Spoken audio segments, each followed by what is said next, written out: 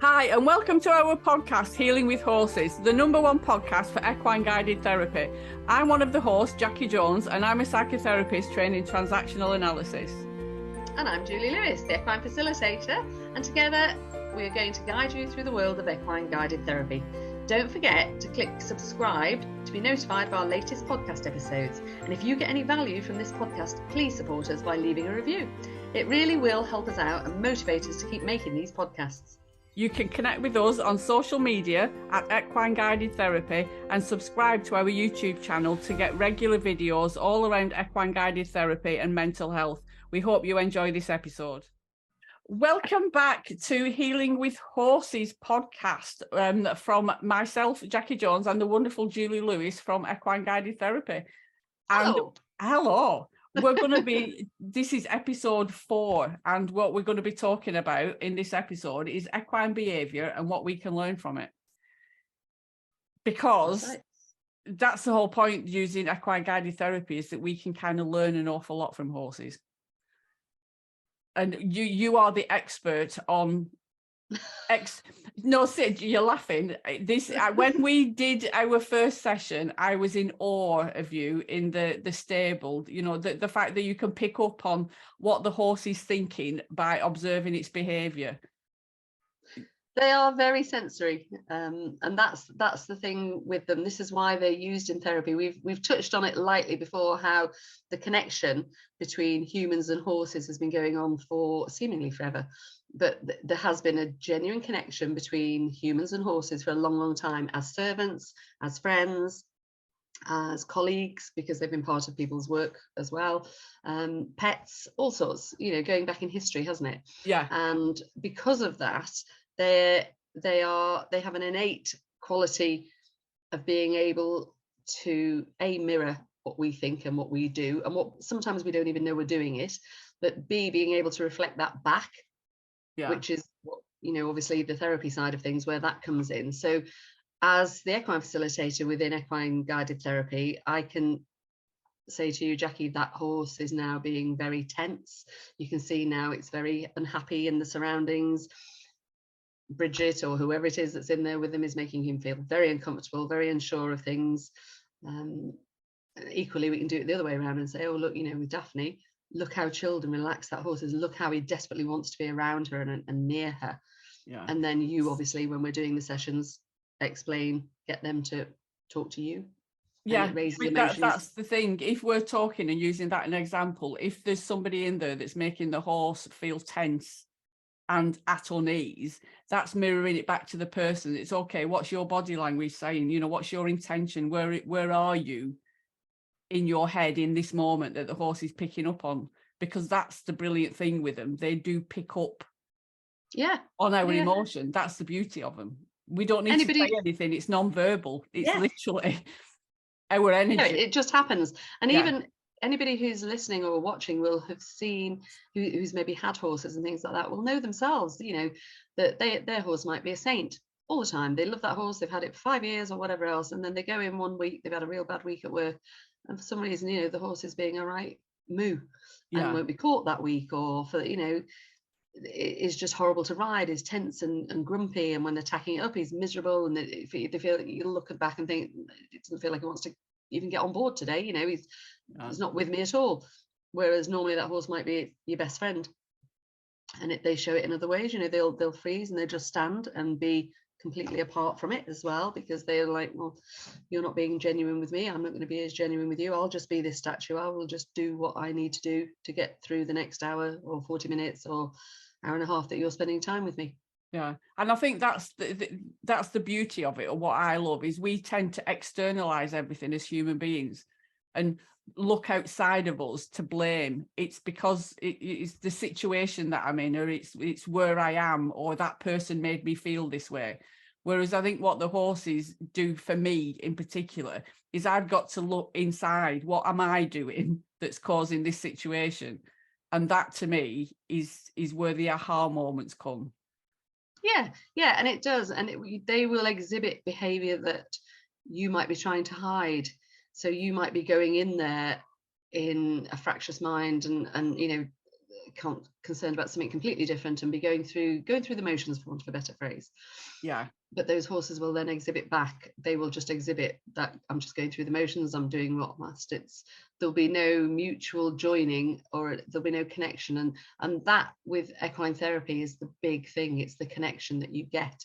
And from our point of view, we're able to notice what level that connection is being made and help our I don't know what you call them, clients, customers, whatever, examine it and look into themselves and saying, can you feel that? Can you see that? Now have a think about it. Take 5 minutes. Let's have a think, see what you think about. And, you know, this is where your thing comes in. Yeah. So between us both, we're able to help the horse be the therapist for that particular client. And it's massive. It is, it's huge. And I think that's one of the reasons why before we even start doing anything with the herd or with the horses is we go for a walk, and just to shake off whatever, you know, if you got stuck in traffic, that's it. Yeah, you know, whatever it is, if you got stuck in traffic, how far you've traveled, you know, if you're a bit crabby, the kids didn't do what they wanted this morning or whatever, it's important for us to let all that go before we start to do it, because that's what the horses will pick up on. Is that stress and everything. Yeah. And you can't hide it, because we're using more than one horse. Sometimes we're using a group of horses, depending on the client, the group that we're working with. It might be a one-to-one with each horse. It might be a group of horses that one client's in with. It might be a group of clients with a group of horses. So you can't hide it. It's happening, and it's real. It's real time. We can't cut and edit. What you see and what you feel in that moment is what is happening. Yeah. And it's about us being authentic as well, because they like you saying, you can't fake it. They will pick up on it. If you go in there all bullshit thinking I'm really, you know, confident and my self-esteem is really high and everything, whereas inside you kind of really losing it, they'll see straight through you. Yeah. So the one of the other things is, you know, we touched on it about communicating, how horses communicate with each other. Yeah. Without massive. Obviously, they can't talk to each other. Well, say that. Not verbally. Well, they do. They nicker and they whinny. And there are different. Yeah, they talk. They talk. In so many different ways to us. When we're talking, this is us talking. So we're talking. We verbalize everything. Horses talk. I'm forever saying to clients, you know, James Herriot said if only one of his first books was If Only They Could Talk. Well, they can. We just have to learn to listen to their language. So they speak a different language, and that's the key to what we're all doing. So when they talk, they don't do it like this, although they do make sounds through their mouths and their noses as well. And they make sounds that mean things to other horses, mean things to the humans and everything else. But equine body language is huge, because they're huge animals. Yeah. So that there's no denying it. And everybody knows, or anybody who's ever looked at a horse will know the classic ears back, ears forward. That's standard, you know, happy horse, unhappy horse. Yeah. But that unhappy horse can mean lots of other things as well. Ears back can be various other things as well. But obviously there are noises that they make, the body language, the shifting, the turning, ear flicking, ear cocking. See, that was really shocked me. How, you know, the one of the horses that we were using in one of the sessions behaved so differently with different people, and physically turned their whole body around, and it basically, I want to say, it was ignoring the person, just blanked them completely. I was shocked at that, to say how in the face of another person they had been literally seconds before. Yeah. And again, that's just mirroring something that person was giving off. It, obviously, from a confidentiality point of view, you were discussing with them what they were feeling and things like that then. But obviously, that person was going through the motions. Yeah. They weren't do it. They'd watched, it's a group therapy session, so they'd watched what happens, and then it became their turn, for, again, that phrase. So it was their chance to go in and work with the horse and everything else, but they were just going through the motions. They weren't actually genuinely looking into themselves as to why they were there, what they were doing, and being involved and communicating with the horse.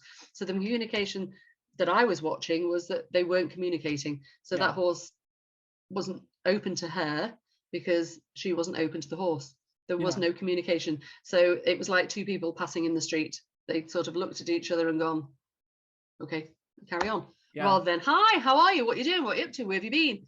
Now, horses aren't going to say that physically. No, but look at how they'd been with some of the other clients. That particular horse had been in their face. Hi, where you been? What you been up to? What you doing? Tell me all about it. And wanting that communication, wanted that connection. And so that's where the connection comes in, and the authenticity, as you know, the phrase that you use, and things like that. So it's really, really, it's fascinating to watch it. And it is more than just the ears back, ears forward. Absolutely. Kind of Yeah. And I think, you know, as with therapy that I do, you know, like with me and a client, there's no horses involved in it whatsoever. You know, I will say to the client, you know, you'll get out of therapy as much as what you put in. Do you know what I mean? One of the things, you know, sometimes people will come to me and say, oh, you know, my partner says I've got to come, and it's like, well, it's not going to work. Yeah, you're ticking a box. If you're only here because somebody's telling you to, you're not invested in it, you're not going to see any change. And it's exactly the same, you know, with equine guided therapy. You've got to go in with an intention of wanting to do something rather than just being there. Because you just used a really good key word there, Jackie. Oh, good. What did I say? Investing. You need to invest, and that's what we don't do enough of certainly in this country, and certainly I'm probably generalising, and I'll get told off by lots of people and trolled, no doubt. But as feel free to comment. No, please don't. But as ladies, we're running around looking after everybody else a lot of the time. I'm not saying men don't either, but we don't invest in ourselves. We're so busy doing the nurturing thing and running around looking after everybody else, whether it's our job, whether it's our kids, whether it's our parents, whether it's our colleagues. We don't invest in ourselves. We invest everywhere else. You know, we satellite all our investment out. And rarely invest in ourselves. And then how many people have sort of had a spa day with their friends, or gone and done a brunch, you know, these fizzy brunches and things like that, and then felt guilty about it the next day because they'd lined up a load of work that they've got to then go back to and pick up. And I think that in word investing, when you invest in yourself, whether it's just taking time out for yourself, or doing something like this, so when you go to a spa day, invest in it properly. So make sure all the jobs are done before you go, or pass them out to other people to do, so that you're not then doubling up when you go back. And my favourite phrase about us now is it's spa day with who's. Absolutely. So I keep throwing back the spa day. In every episode, we need to mention it. I know, I love it. And it's self-care, and it's okay to prioritise yourself. And you know, people see that as being selfish. So one of the other things that I want to touch on, because I'm conscious of the time, is about conflict resolution. I think horses are really good at resolving conflict within the herd. They have a hierarchy to start off with, but everybody knows their place within the herd, or they seem to, as an observer. They do, and herd behaviour is exactly that. We do it as humans. You go into your office, your workplace, wherever it is you work, there's a hierarchy. You know who you can approach without making an appointment. You know whose door you can knock on, all the rest of it. Horses, you bung them all in their field together. And even if the same 5 horses are in that field day in, day out, there is a hierarchy. So when it's time to come in, or time to hit the hay bar, or time to go and wander over to somebody who might have a carrot in their pocket when they're doing the poo picking or that kind of thing, Mrs. A or Mr. A will get there first, and bit by bit they'll step in. We have posted a video, have we not, where Asa was the last one. Now he's by no means the bottom of the pile, I have to say. But he was happy grazing, and then suddenly realised, oh, actually, I've had a bit of grass. I'm going to go back and eat the hay net now. But had he wanted to go first, there is not a cat in hell's chance he would have been there first in the herd that he was out with. Now, having said that, the herding for humans, the herd sort of order to watch them establish it can be quite scary, because I suppose it's like dog fights. There's lots of noise, and obviously it can be quite dangerous. Our horses in our groups, most of them are unshod behind, meaning they have no back shoes on. So when they're making a herd hierarchy, it's very unlikely anybody's going to get damaged, because before they get to the point of actually kicking out at anybody, There's a lot of body language. We talked about the body language. There's an awful lot of body language goes on first.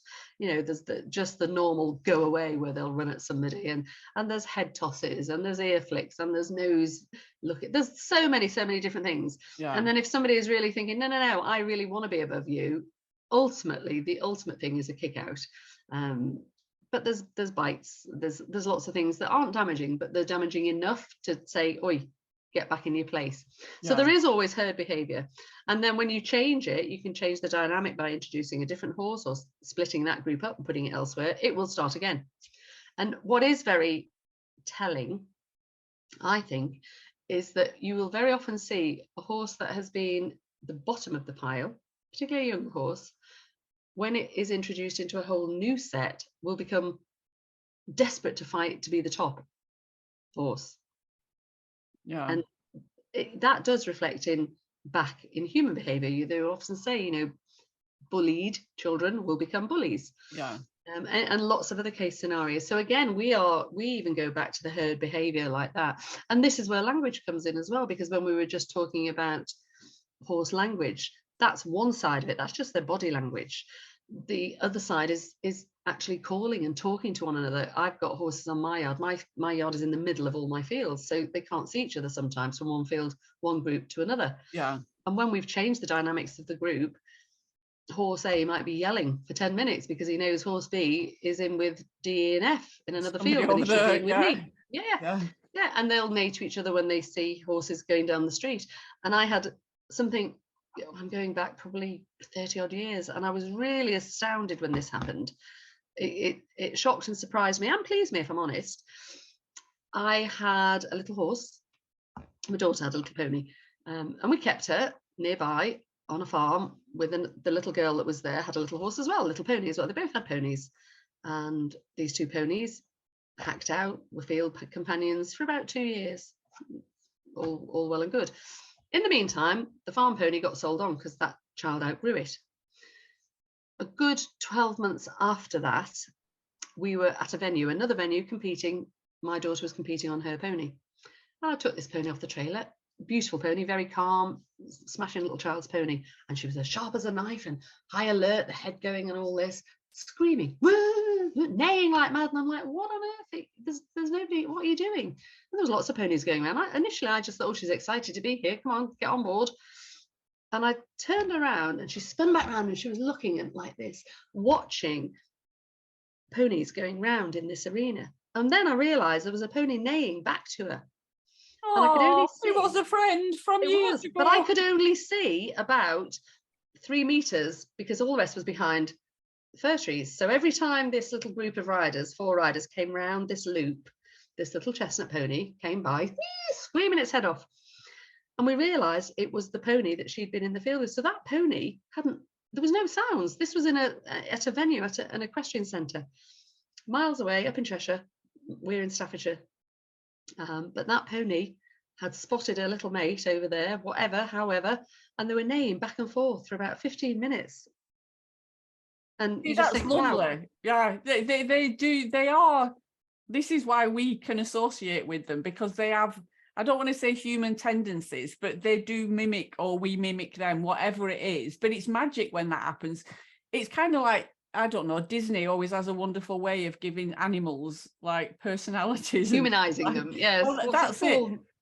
I don't know whether it's right or wrong, but you can do that. And in a field, you've done it with me where you've said, okay, who do you think's top dog in that field and who's the bottom one? And do you know what I mean? There'll be one that you were talking about.